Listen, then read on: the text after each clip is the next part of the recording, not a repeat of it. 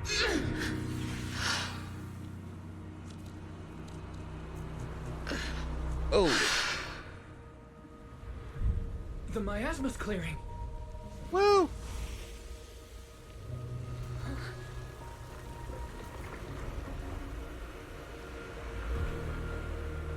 Isolde.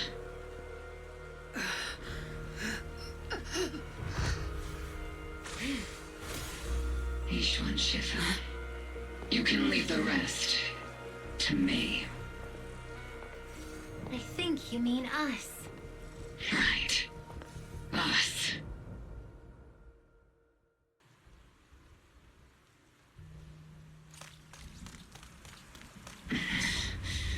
Captain Magus, you must be going through a lot right now, huh?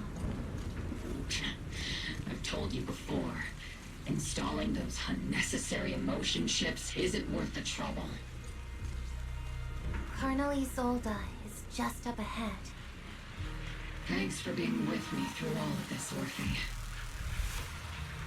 In a fated duel. Back in the day, you never managed to beat me during training.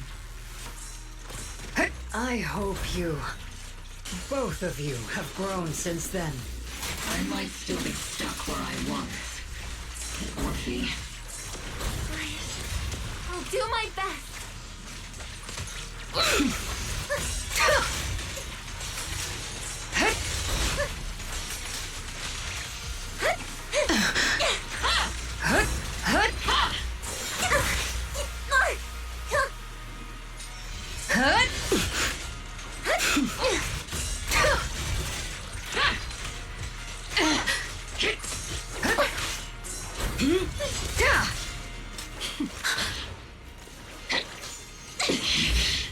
Show me your conviction with that blade of yours, Magus! You've certainly improved.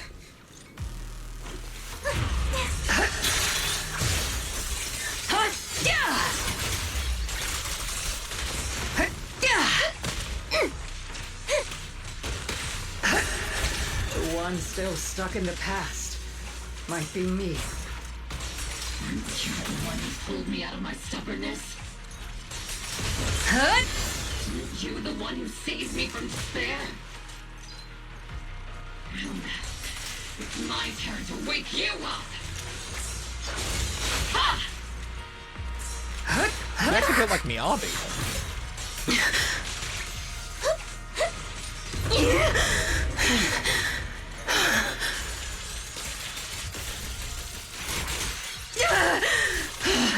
Tactical strategy.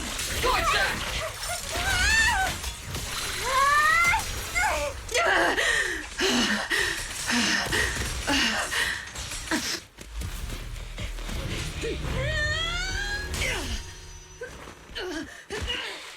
Might have to turn the combat down a little bit.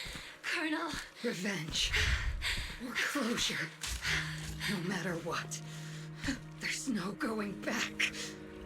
You're right. There's no going back. That's why we have no choice but to keep moving forward. I won't allow it. I don't want to lose anyone who stands behind me again. Including you, Colonel. People behind you. But you've lost so many. What difference would one more make? Being soft only leads to pain.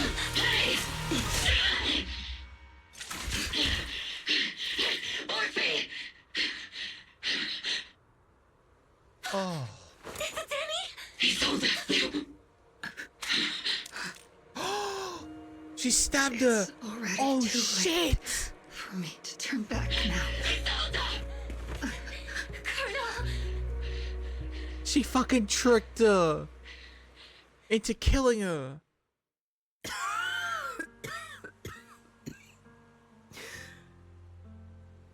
She fucking tricked her into killing her. Pulling the gun would have made her hesitate. You wouldn't hesitate if someone pulls a gun. You would have immediately shot them. But she had the Denny gun. Oh, she took the Denny gun from Dante in the last episode as well. From the last chapter. I remember that. She was like, "Oh, can I buy that Denny gun from you for like an absurd amount of money?" And I was like, "Oh my god, this was the reason why." She won. Oh my god, dude. The fuck, man? It's too late to turn back now. Well, it is now. You have a knife in your And I've fucking chest. always hated dealing with court-martials. Isolde, why didn't you ever tell me everything that happened? Because you're Orpheus. My Orpheus. You had already lost so much. Your comrades, your body, and the life you were meant to live. Isolde. After everything you'd lost, I didn't want you to carry any more burdens. But if I had known sooner, maybe you wouldn't have... Everything I've lost, you've lost too. There's no turning back, Orpheus. My hands are stained with blood and guilt. I know. I'll pay your debts for you. Me too. Orphe?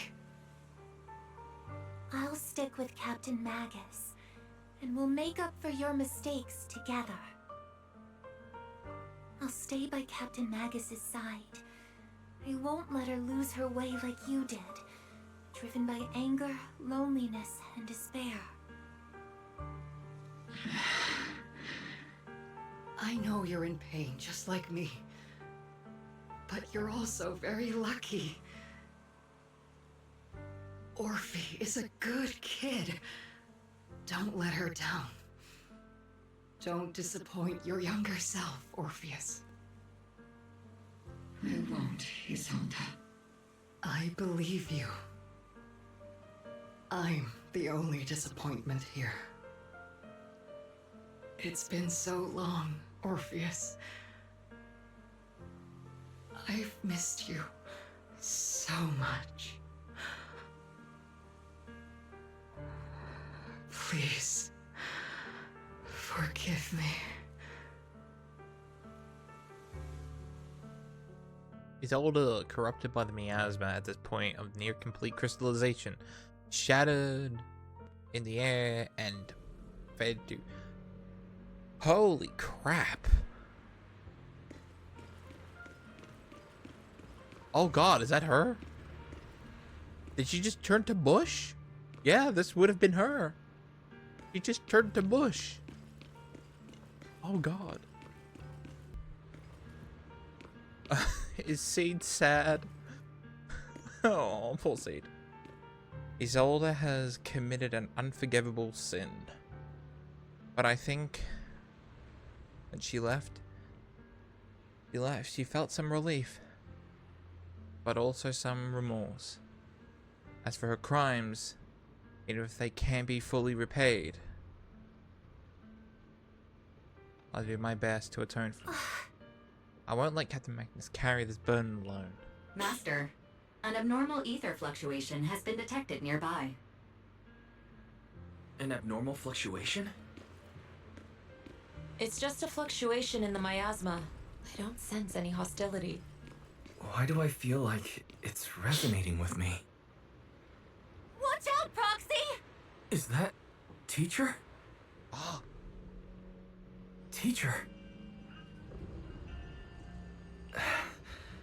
Is this just a hallucination caused by miasma? Belle, Wise. Wise. She has a voice! The teacher has a voice! You two now walk this path alone. You are the bravest, most gifted children that Helios Academy has ever seen. Wait, did she have a voice at the end of chapter... part 2? At the end of chapter 2? Or was she in season 1 at the very tail end of it? Because I remember kind of hearing this voice somewhere else. Was that from when we were separated from Teacher? You and your sister must carry on the flames of Helios together. Teacher. Just what kind of being is your creator, exactly? The creator? Just who is she talking to? The gate to the final domain. It's in Hollow Zero, isn't it? What secrets lie beyond that door that could be worthy of such feverish praise and supplication? The Exaltists and Teacher? Fine. I'll pave the way for you to meet your revered creator. No! Wait till the teacher is actually kind of bad? No. There's no way Teacher is an accomplice to those people. At the end of that path also lies something that I'm seeking. Oh. Teacher's a bad person too? Something that Teacher is seeking? What in the world could that be? Even if one has to pay such a hefty price. Even if I have to pay such a hefty price. Even if one has to bear such guilt. Even if I have to bear this guilt. Oh damn, he knows her well. Even if it means leaving us behind. Is this really what she wants? This path may not lead to a happy outcome.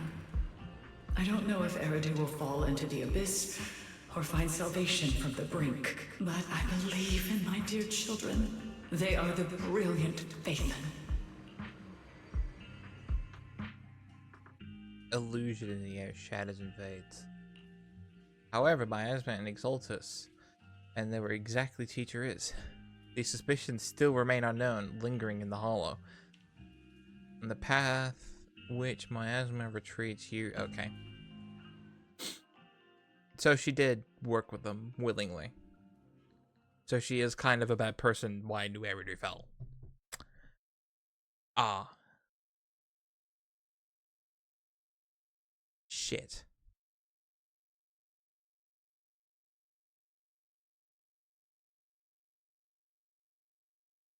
Well, as weeks pass and you finish clearing out the Obscura and Wi-Fi Peninsula, the evacuated citizens begin returning one after another. Barry and I used the data recorded by EOS and tried to model the conditions back then, but we still couldn't recreate the hollow environment where Teacher's illusion appeared.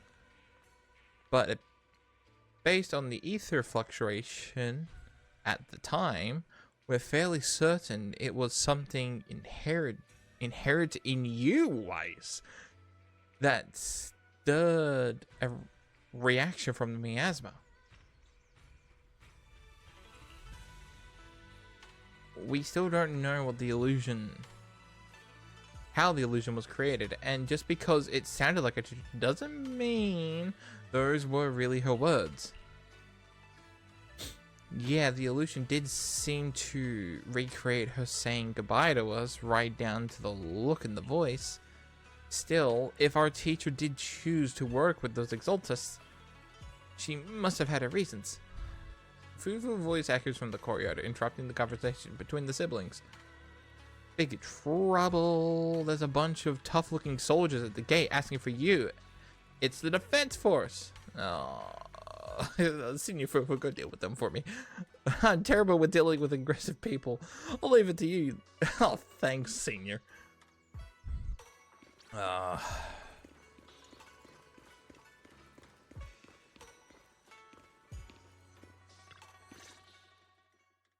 The noisy visitors outside turn out to be Obel Squad. Proxy! Proxy! It's been a while. Proxy! Captain Magus, Orphe, it's been a while. How have you been? Absolutely terrible. Our desk is buried under a mountain of paperwork. The worst part is, after finishing my own stack of papers, I still have Magus's pile to deal with too. We share the same desk, don't we? Why bother separating our paperwork? The good news is, I don't have to share a desk with these two. Why do they have to have two? They're literally two. They're literally the same person. Orpheus is Captain Magnus. I say that's kind of harsh. And there's more good news. They gave us an extended vacation. Partly out of compassion, and partly just to smooth things over. This incident involved senior Defense Force officers and top executives from TOPS. An incredibly tangled web of interests. But it's all been settled at last. The truth behind the fall of the old capital and the defeat of Agamemnon's squad, where Magus and Colonel Isolde once served, has finally been uncovered.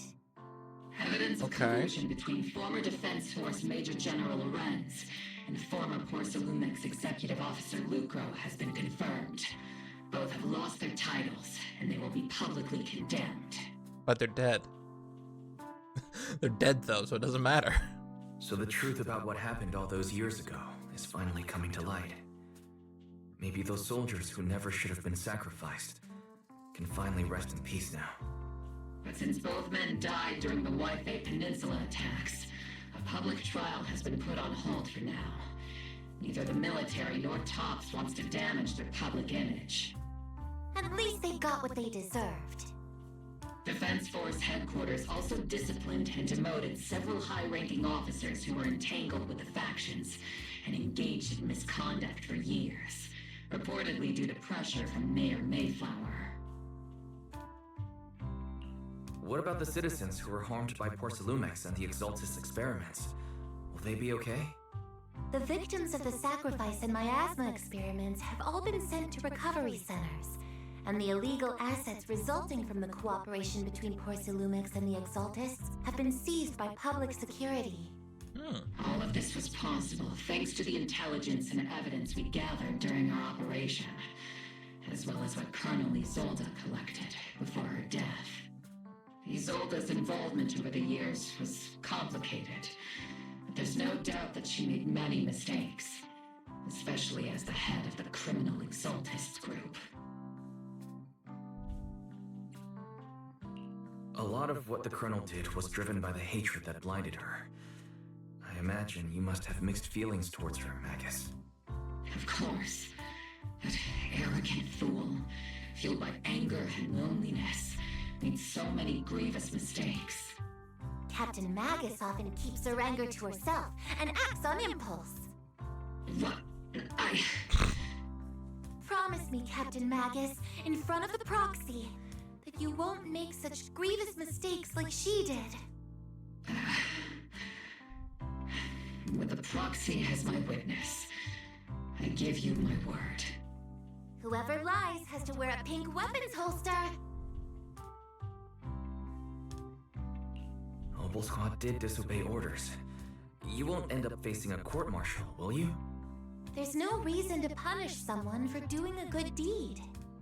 Although the Obel Squad disobeyed orders, we earned commendations for wiping out the Exaltists and protecting the citizens.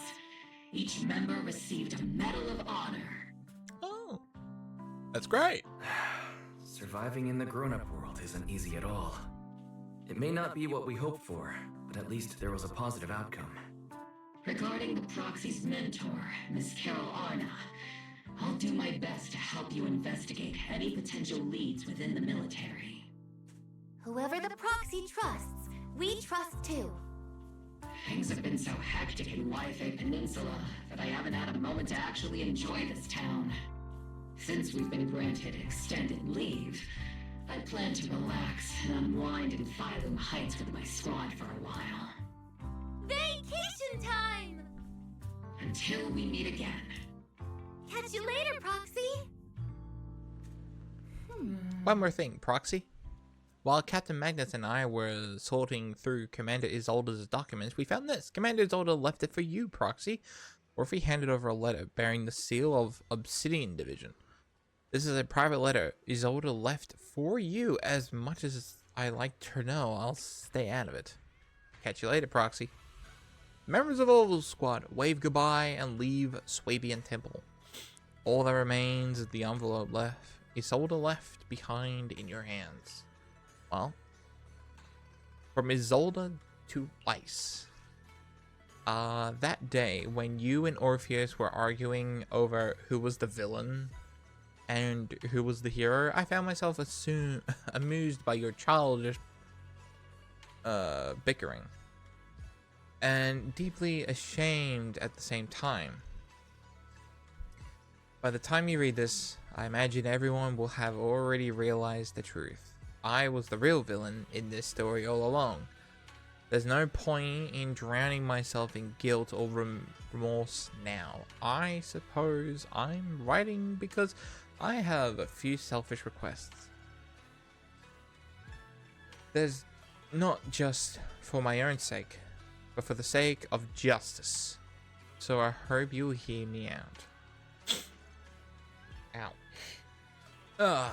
What Lorenz and Lucro did was so long ago that even though I gathered as many old case files as I could as evidence, I still couldn't be sure it would be enough to convict them.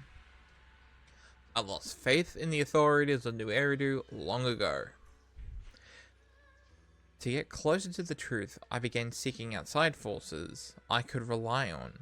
By chance, I came in contact with the Exaltus, and from then on, I moved between the Defense Force and the Exaltus and Porcelumix, playing each side in turn. Basically the same thing that Palpatine did during the events of the Clone Wars, as he pretty much got the clone army made, as well as got Count Dooku to convince the separatists of independent systems to, like, you know, start a war with the Galactic Republic, and then, hey, guess what? The Clone Wars began. Eventually, I learned the truth. Bribed by Lucro, Lorenz redeployed troops meant to protect the citizens in order to recover valuable porcelain stockpiles. In the end, those soldiers were left to die at the hands of monsters that crawled out of the miasma. During my investigation, I inherited the power of the Exaltus Overseer. This inheritance seems to have nothing to do with the faith or devotion. As for the creator's criteria for choosing a successor, my guess is that they simply pick whoever is the most useful in achieving their goal.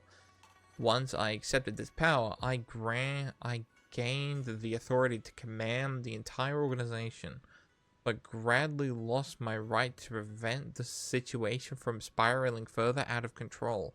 Meanwhile, the miasma continued to seep into my body, gnawing away at my flesh and bones. My time is running out. Oh shit. Right, because the miasma also makes you, you know, it also makes you, like, hallucinate and shit. So she would probably be seeing all of her dead comrades continuously talking to her again and again and again, driving her nuts. Oh god, that would have been horrible to deal with. In the end, I carefully orchestrated today's events. Lucro and Lorenz returned to Wi-Fi once more, lured by the profit Porcelumen could bring, and died at the hands of the monsters born from the miasma, myself along with them. And this time, I've collected ample evidence to prove their corruption and their callous... Oh god, I need to get my eyes fixed. Disregard of human life. For human life. You saw it all, and I have a selfish request. If the trial is ever obstructed, stand as a key witness as the mayor's representative and bring justice to the soldiers and to New Eridu.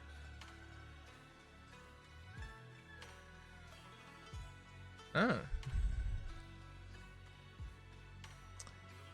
I know my... Oh, so if there ever is a trial, or if it's obstructed, which it currently is, because it's on pause, because, you know, the two main people are dead, stand up as a key witness as the mayor's representative. Okay. So we're gonna have, like, an episode where we go to court? I know my actions have nothing to do with justice. I've hurt too many innocent people. I'm nothing but a miserable creature of wrath who should have died long ago, kept alive only by the hatred that fueled my revenge. As for the truth behind the Exaltus and the Creator, as long as the power I received from them still resides in my left hand, I will... The rest of the letter has been torn away. Resides in my left hand. Is that the thing that was, like, on the back of her right palm? Is that what it was? Like that weird, like, infinity symbol? Isolde wants us to witness to help convict Lucara and Lorenz. Fortunately, the trial has reached a fairly just verdict. Doesn't matter, they're fucking dead. You can't revive them, they're dead. As for the truth about the Exaltus and the Creator, and the whereabouts of our teacher, we seem to be far from solving these mysteries. Looks like Orphe and Magnus were gradually moving past the Isolde incident. Eventually turned out fair in the end. My conversation with Belle was cut off. Better head back and talk with her and Fufu about what to do next. There we go. An incident complete. So that's it, isn't it? Like, is that it? Because, you know, we took down the main boss. I mean, yes, Sarah's left.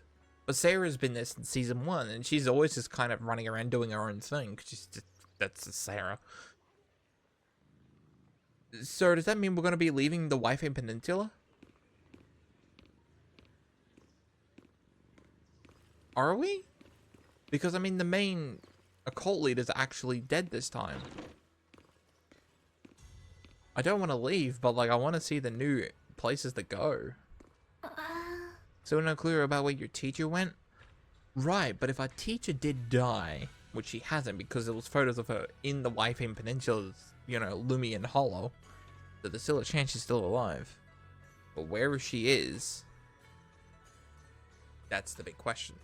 And if she actually, what does she want in the depths of Hollow Zero? Just one bad thing after another. And we still have no clue where...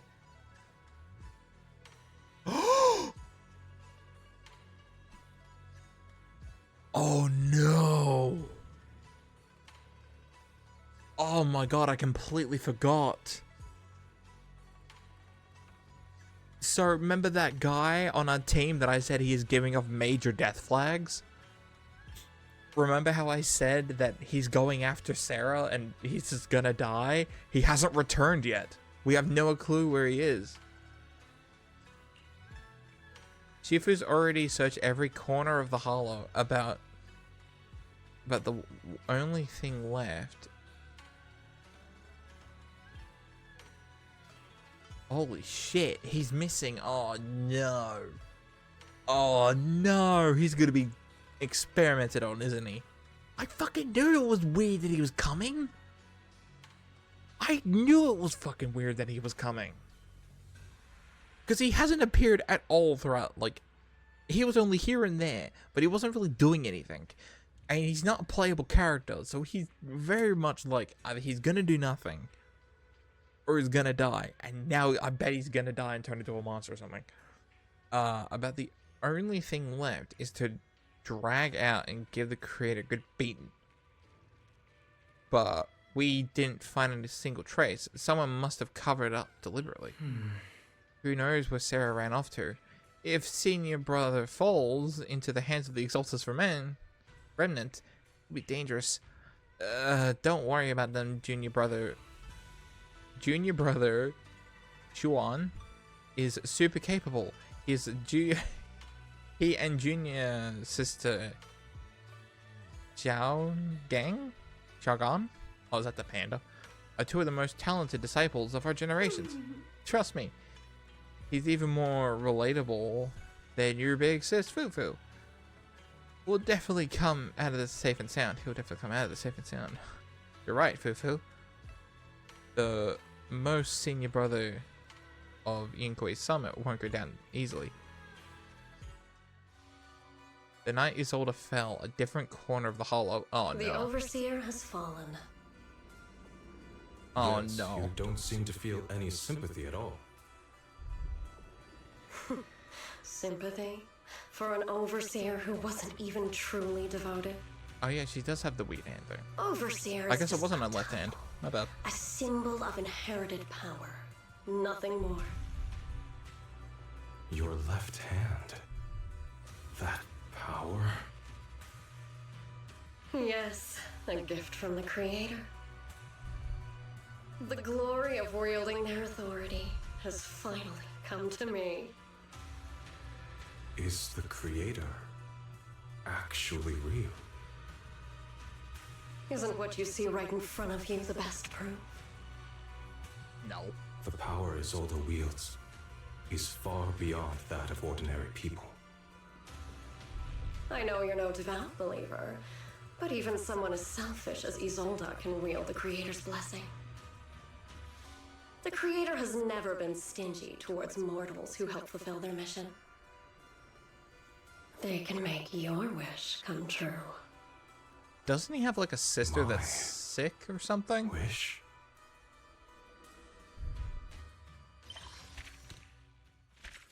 Oh no.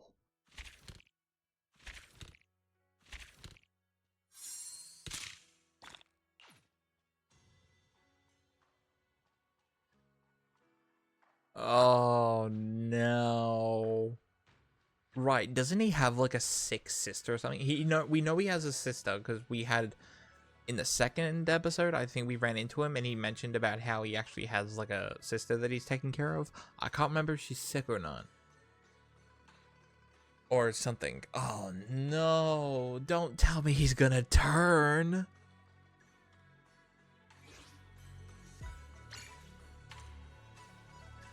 The Seed Agent story. Flora of the Blooming Valley 1 has been recorded and be reviewed in the video archive. Yes. So, as we're about to end another chapter in Zenless Zone Zero, we still have a character episode left. Yes, we have Seed's character episode, which whatever this is going to be interesting because she didn't really do much in this episode. So we're about to find out more about her, but of course we'll save that for next time. And until then, I'll see you then. Oh man. I wonder what we're going to be doing next.